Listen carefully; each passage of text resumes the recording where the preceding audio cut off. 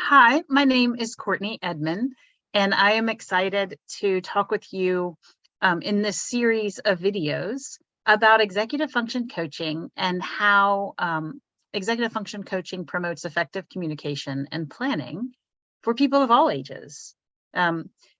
So I am an executive function coach. However, beyond that, I like to call myself a strengths-based coach for people who are neurodivergent, which can mean that someone may have ADHD, autism, dyslexia, dysgraphia, and effectively people who think differently, perceive the world differently, and may have challenges with executive function skills, which makes it a little bit more challenging for them to achieve the goals that they may have for themselves in life. And so I like to support people of all ages in empowering them to achieve the goals that they have in life, and working with parents as partners as well as other people as partners for the same purpose.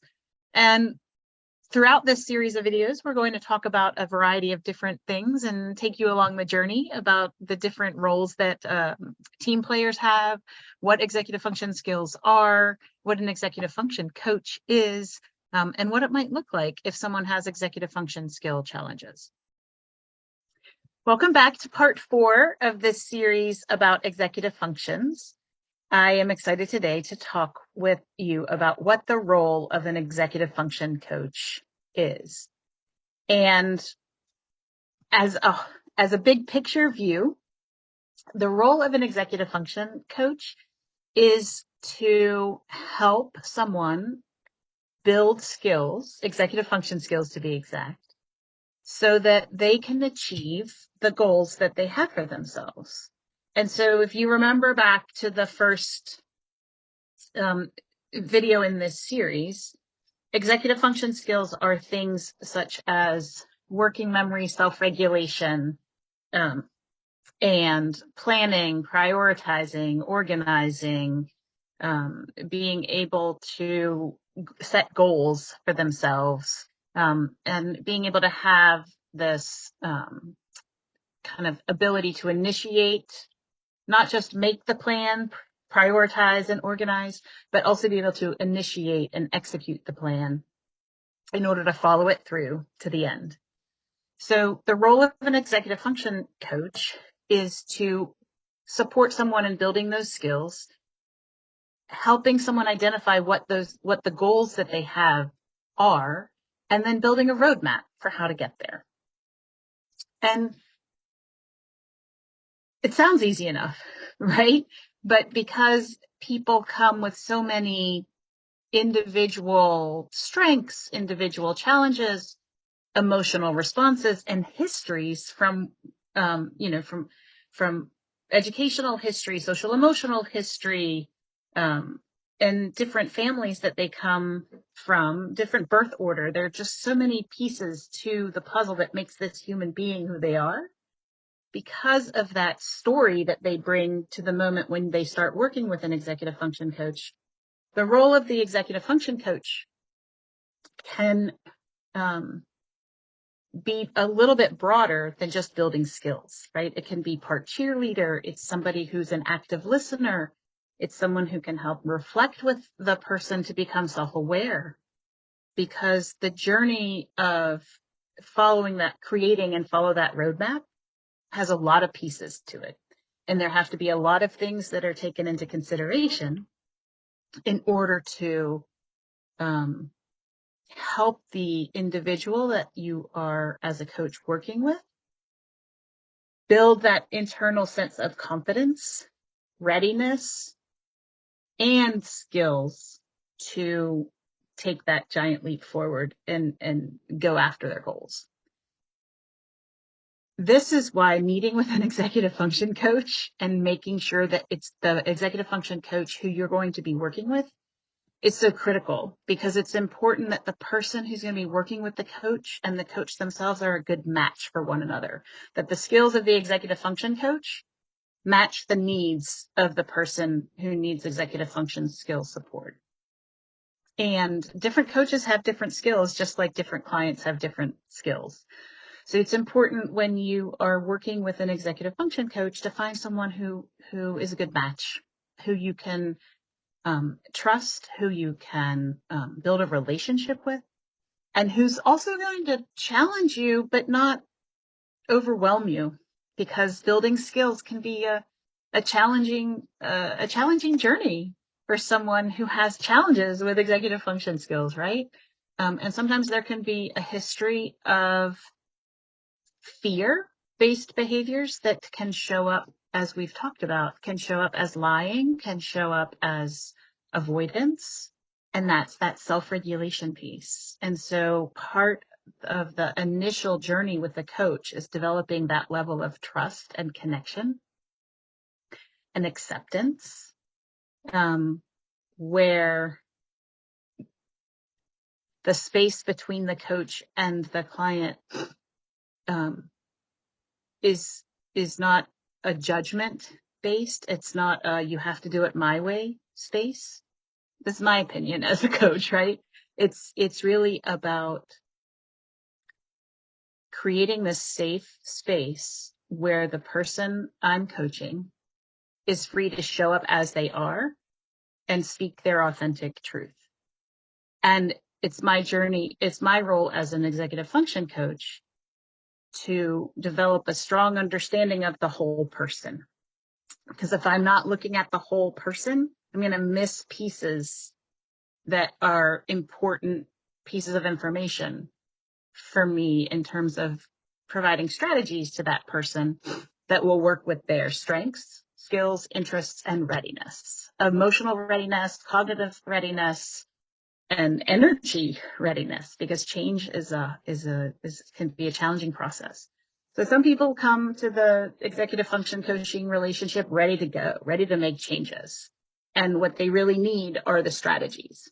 And that's my job as an executive function coach, to give them the strategies. I assess their readiness. I assess what their skills are. I assess what their level of self-awareness is. I assess, what are your goals, invite what their goals are, and give them the strategies. And then they take off with it, and we come back and we reassess what's next and provide new strategies. And then sometimes they're off and running. And sometimes it takes a little bit longer because there is a different level of readiness that they bring, a different level of self-awareness that they bring. And so it's working with that level of readiness first. And sometimes it requires having them work with a therapist in addition to the coaching, so that level of whatever the obstacles that are getting in the way sometimes might be emotional. And so working with a therapist can sometimes be a helpful piece of that executive function coaching process. And so that's an important distinction to make, that the executive function coach is not a therapist whose focus is on the emotional challenges that they have and are bringing to the coaching relationship. The function of the executive function coach is really to think about, what are my goals for the future, and what's the roadmap to get them, and what plans and prioritization and organization, and how am I going to be motivated? How am I get my brain in a level of readiness to follow the plan? How am I going to take action? And how am I going to follow that roadmap? And what are the next steps? And if I hit a new obstacle, what do I do? How do I self-advocate? And so it's really, as an executive function coach, I'm providing you with ideas and skills and strategies that hopefully will work with you. As part of that coaching, I'm curious. I am honest, right? I'm providing feedback in a compassionate way.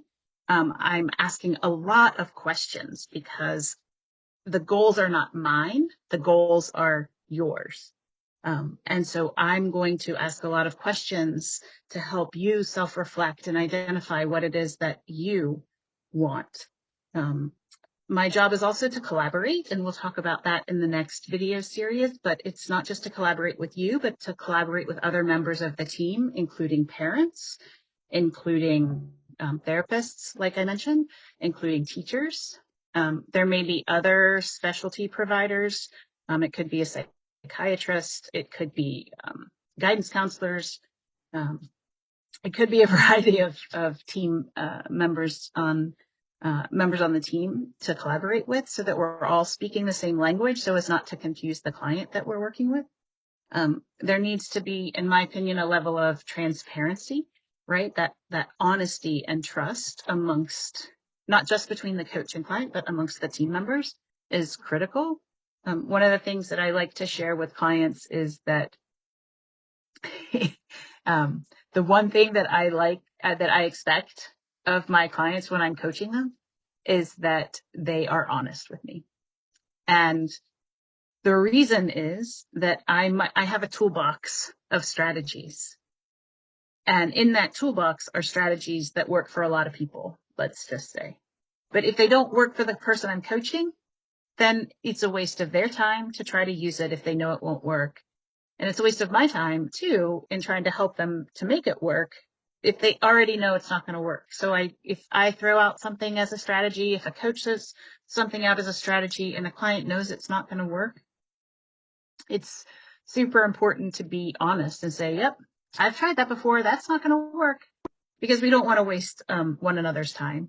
And that honesty and trust is super important to find the right strategy along the way that will work for you.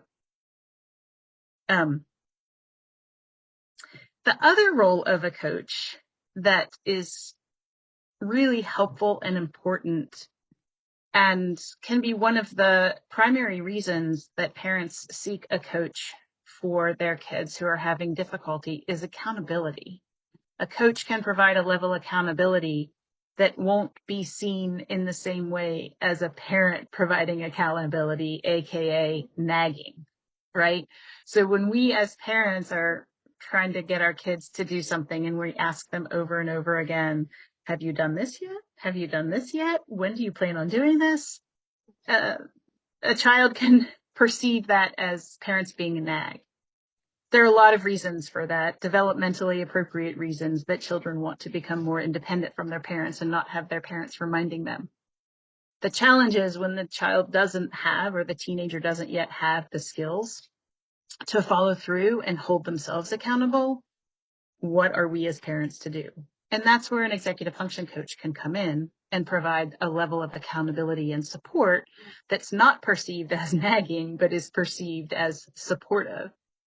They may get tired of the reminders, or, hey, have you done this? But in the end, when we attach it to their goal, it's not perceived as nagging so much as it's supportive. And there's not that same emotional relationship that kids have with their parents that they have with the coach, so that nagging piece is a little bit less, and it's felt like more supportive because the coach is helping me meet my goals. It doesn't make sense, but it's just a part of human nature, right? And so a coach providing the just right level of accountability and bringing it back, like decreasing that level of accountability support that's provided, is really helpful for people when they're trying to make changes. And change is hard. It's why we go to a trainer for exercise. It's why we go to other people when we're trying to make change, another person, when we're trying to make changes in our diet, we go to a nutritionist, because the level of accountability by somebody else that's not a family member is many times an important piece of that change process. And so an executive function coach overall is a person who